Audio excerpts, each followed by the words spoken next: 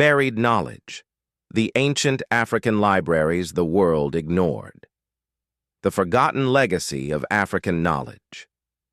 Did you know Africa once held thousands of manuscripts that rivaled the libraries of Europe and the Middle East? While most of the world sees Africa through the lens of colonization, poverty, or wildlife, it hides something far more profound, a legacy of written knowledge, centuries old, that was intentionally ignored, hidden, or nearly destroyed. Let's begin in the desert city of Timbuktu.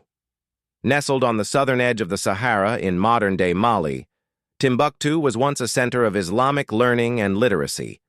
At its peak in the 15th and 16th centuries, it boasted over 25,000 students and scholars, and its libraries held hundreds of thousands of handwritten books, covering astronomy, mathematics, philosophy, medicine, law, poetry, and more. But here's the shocking part. While Europe was still emerging from the Dark Ages, Timbuktu was producing scholars who debated complex ideas, recorded scientific knowledge, and documented their intellectual pursuits in Arabic and African languages. Yet the mainstream narrative ignored this legacy. Why? Some of it was due to the European colonial mindset, which painted Africa as a continent without history, literature, or civilization. This justified colonial conquest, exploitation, and missionary agendas. It was easier to dominate a land if you convinced the world, and its own people, that it had contributed nothing to the global archive of knowledge. But the real tragedy isn't just that these libraries were ignored. It's that many of them were destroyed, lost, or stolen. The ancient manuscripts of Timbuktu, Djenné, and other cities were targeted by extremists, pillagers, and time itself. During French colonization, and later in the 2012 conflict with Islamist militants, thousands of texts were burned or went missing. And still, thousands survive, thanks to secret efforts by Malian families who risked their lives to hide them in crates, caves, and underground cellars. These aren't just religious texts. Some manuscripts record advanced surgical procedures, others calculate the movement of celestial bodies with stunning accuracy, and many more explore political theory, ethics, and law. They show an Africa that was literate, sophisticated, and deeply intellectual, long before colonial schools and European influence. And yet, you likely never learned this in school. Why has this vast trove of African literature been left out of global historical narratives? The answer lies in centuries of intentional erasure, systemic bias, and geopolitical interests.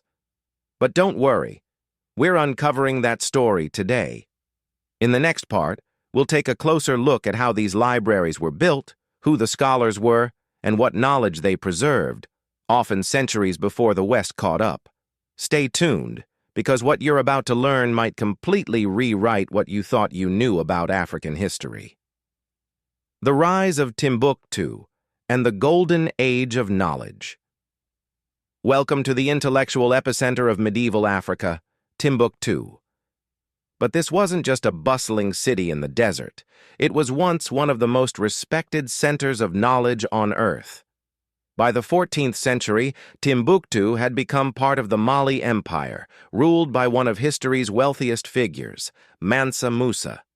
Musa's famous pilgrimage to Mecca in 1324 not only put Mali on the map, but also revealed the empire's dedication to education, science, and art. He brought back scholars, architects, and books, transforming Timbuktu into a magnet for learning. So, how did a city in the middle of the desert become a beacon of enlightenment? The answer lies in commerce and curiosity. Located at the crossroads of trans-Saharan trade routes, Timbuktu flourished economically. Gold, salt, ivory, and other commodities passed through its gates. But it wasn't just goods that traveled. Ideas did too. Merchants, scholars, and theologians from as far as North Africa, the Middle East, and even Europe journeyed to Timbuktu. And when they arrived, they found something extraordinary. Institutions like the Sankore University emerged. entirely African-built and funded by local patrons. These were not just religious schools. They were centers where philosophy, science, mathematics, grammar, and law were taught at an advanced level. And unlike European universities of the time, Timbuktu's institutions included a wide range of secular subjects. One might wonder, what did these scholars study? Well, the manuscripts, many still preserved today, hold the answers. Some contain treatises on astronomy, accurately charting the movement of stars and planets. Others focus on mathematics, including algebraic equations that predate some European discoveries. There are medical texts discussing treatments for ailments, surgeries, and hygiene practices. One document even explains how to perform cataract surgery using surgical tools. Perhaps most impressive is the depth of philosophical and theological debate. Scholars didn't just copy texts. They argued, wrote commentaries, and expanded knowledge. These were vibrant intellectual communities, rivaling any scholarly hub in Europe or Asia at the time. But this flourishing knowledge economy wasn't just confined to Timbuktu. Other West African cities like Djenné and Gao also held massive manuscript collections. In fact, scholars estimate that over 700,000 manuscripts may still remain hidden in private collections across Mali and Niger. So why didn't the world celebrate this intellectual golden age? Because much of this knowledge was written in classical Arabic or local African languages, and many Western historians simply didn't understand them, or didn't care to. Others dismissed them as purely religious texts, ignoring their scientific and philosophical contributions. And as European empires expanded into Africa, this knowledge was deliberately sidelined, dismissed as irrelevant, or outright destroyed to make way for colonial narratives. In the next part, we'll explore how colonialism and extremism nearly erased this treasure trove of African knowledge, and how, against all odds, many of these manuscripts were saved by ordinary citizens. How Africa's knowledge was almost erased. The sun was setting on Timbuktu's golden age, and dark clouds were gathering, not just in the sky, but across the continent. By the 16th century, Timbuktu and its libraries faced a new threat: foreign invasions. In 1591, the Moroccan army, armed with muskets and driven by conquest, invaded the region. They looted the city, executed scholars, and disrupted the flow of learning. Though the manuscripts weren't their main target, many were lost, damaged, or burned in the chaos. But the real destruction would come centuries later, from colonialism. When European powers scrambled to divide Africa in the 19th century, they brought with them not only armies and borders, but a mindset.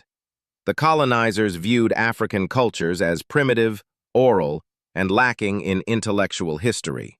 To justify colonization, they needed to erase the evidence that Africans had built universities, written complex texts, and engaged in scientific inquiry long before colonization began. This erasure wasn't just physical, it was intellectual. Libraries were neglected or seized, and manuscripts were carted off to European museums, where many still sit uncatalogued and forgotten. Western academics often dismissed African manuscripts as purely Islamic religious texts, ignoring the diverse subjects they contained: astronomy, mathematics, medicine, jurisprudence, poetry, agriculture, and ethics. Some colonial officers even banned Arabic script in schools to promote European languages, further burying centuries of African scholarship under layers of neglect. But it wasn't just colonizers. In the 21st century, another wave of destruction nearly wiped out Timbuktu's manuscript legacy, this time from religious extremists. In 2012, Islamist militants linked to Al-Qaeda overran northern Mali. They declared music, art, and literature un-Islamic. Libraries were set ablaze. The priceless Ahmed Baba Institute, home to thousands of historic manuscripts, was targeted. Flames engulfed shelves of irreplaceable knowledge, some of which had survived for over 700 years. But here's where the story takes an unexpected turn. Rather than let their heritage be destroyed, ordinary Malians rose up to save it. Local librarians, families, and even teenage volunteers sprang into action. Under the cover of night, they smuggled manuscripts in rice sacks, plastic tubs, and donkey carts, risking imprisonment or death if caught. Over 350,000 manuscripts were secretly evacuated to safety in southern Mali. This operation wasn't led by governments or armies. It was a grassroots effort, fathers protecting their ancestors' words, scholars defending their legacy, and villagers refusing to let their story be erased. These people weren't just preserving books, they were preserving Africa's intellectual soul. Today, despite threats of war, humidity, and funding shortages, many of these rescued manuscripts are being digitized and restored. But the battle to reclaim Africa's place in world intellectual history is far from over. In the next part, we'll explore the incredible content hidden inside these manuscripts. Secrets of science, medicine, and philosophy that the world ignored for centuries. The knowledge hidden inside. So, what exactly was in these manuscripts that were nearly lost to time, flames, and neglect? The answer: a world of ideas that challenge everything we thought we knew about African history. Inside these ancient books, you won't just find religious writings, though those are deeply valuable too. You'll find texts on astronomy that mapped the stars centuries before telescopes were invented. Timbuktu scholars observed planetary motion, recorded lunar cycles, and used astrolabes with impressive accuracy. Some manuscripts even reference the heliocentric model, a concept attributed to Copernicus in the West, yet mentioned in African texts hundreds of years earlier. But it doesn't stop there. There are treatises on medicine where African doctors outline treatments using local herbs for everything from infections to childbirth complications. One manuscript details how to perform cataract surgery. Others document mental health practices, holistic wellness, and early surgical techniques passed down through generations. And then there's mathematics. From algebraic equations to geometric proofs, these books contain complex calculations, some written in Arabic, others in native African scripts like Ajami. They weren't just copying from other civilizations. They were engaging, translating, expanding, adding their own insights. You'll also find legal documents, evidence of a sophisticated judicial system, contracts, land deeds, inheritance records, and marriage laws, all written with precise reasoning, logic, and structure. These were not tribal customs scrawled in haste. They were carefully codified legal systems, showing that African societies were governed by law, not just tradition. Even philosophy and ethics are well represented.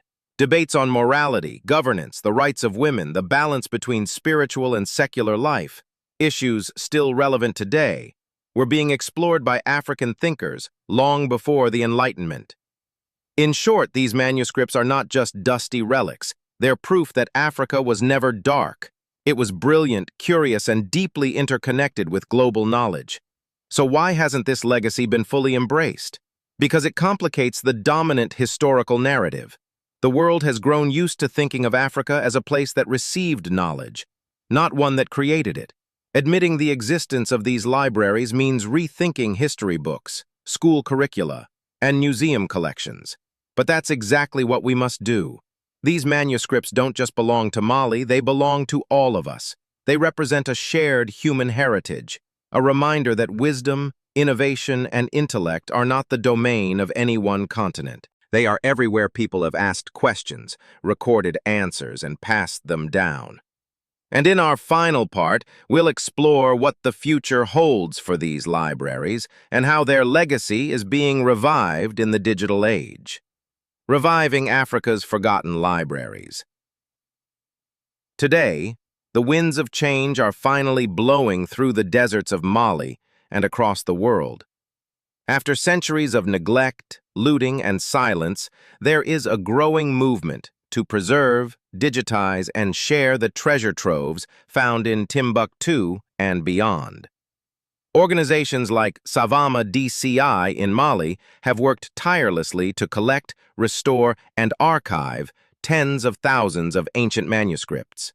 After the 2012 insurgency, when jihadists threatened to destroy the libraries, brave citizens smuggled thousands of manuscripts out of Timbuktu in rice sacks and metal trunks, risking their lives to save knowledge.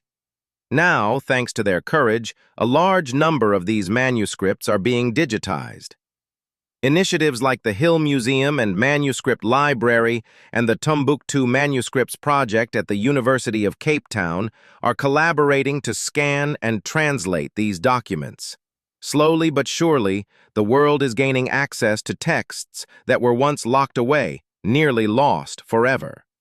But digitization is just the beginning. There is a broader mission underway to reclaim Africa's intellectual legacy.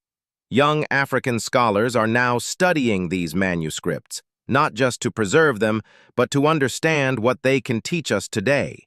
From sustainable agriculture methods to indigenous medicinal practices, these documents are being revisited not as relics, but as living knowledge. And there's another powerful shift happening. The narrative is changing.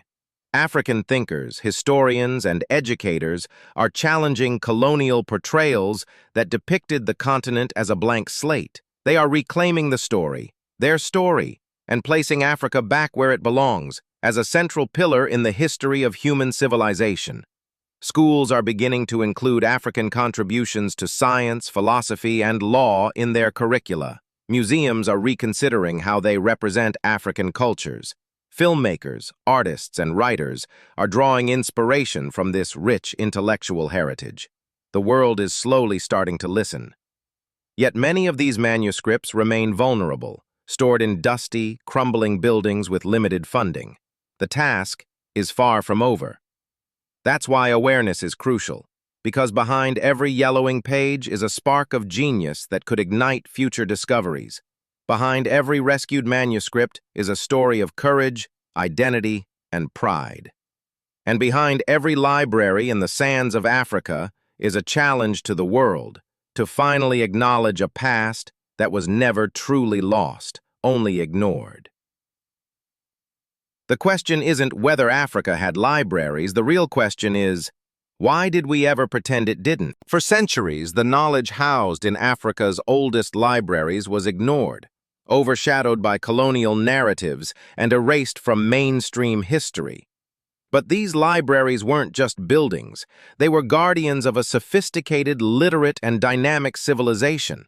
If this story opened your eyes, like this video, subscribe to Mythic Africa and share it with someone who still thinks the continent was silent before colonization.